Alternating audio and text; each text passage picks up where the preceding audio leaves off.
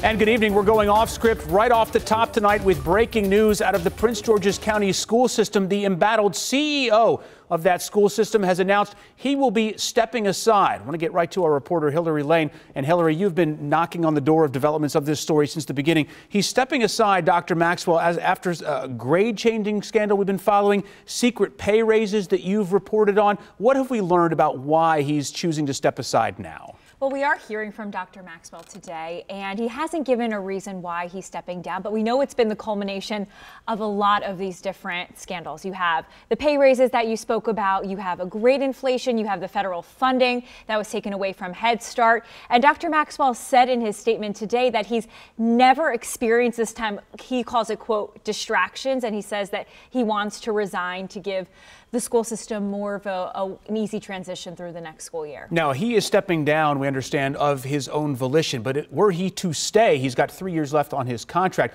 Would he have been forced out down the road?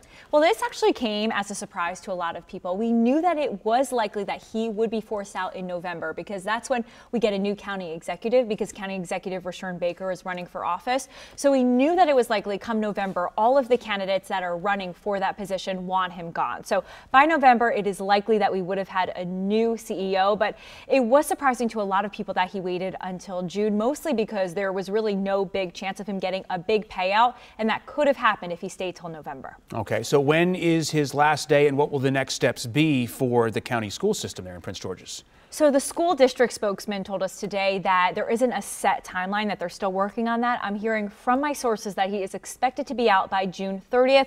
That will give time for a new transition, a smooth transition going into the next school year. But we do know that the CEO, the search for a new one is beginning right away, and they want to try to fill that position by June 30th, which is obviously a very tall order. You have to have the candidates in, you have to interview them. It's going to be a big job, so I don't know how realistic that's going to be. And of course, you mentioned this comes at an interesting time politically speaking, because the county executive running for governor, that's coming right in that window. So do they bring somebody in temporarily, promote somebody from within? Do they go outside the system and try to find somebody right away? And then who's in charge of that search? Right. It's very, very complicated. And these are all questions that we're going to have to continue to answer, continue to talk to sources, continue to talk to the school district.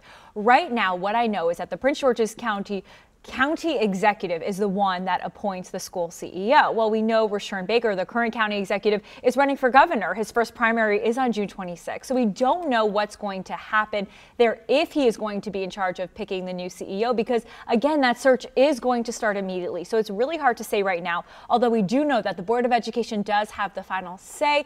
And I've been speaking to some members and they say that they will be doing their due diligence. So no matter who the county executive is, the school board ultimately has that final say over who's in charge. And we know the teachers union in Prince George's County is calling for more widespread changes, including an all-elected school board and some other things. Those are certainly topics that we'll be talking about moving forward. Hillary Lane, great reporting on this. Thank you so much.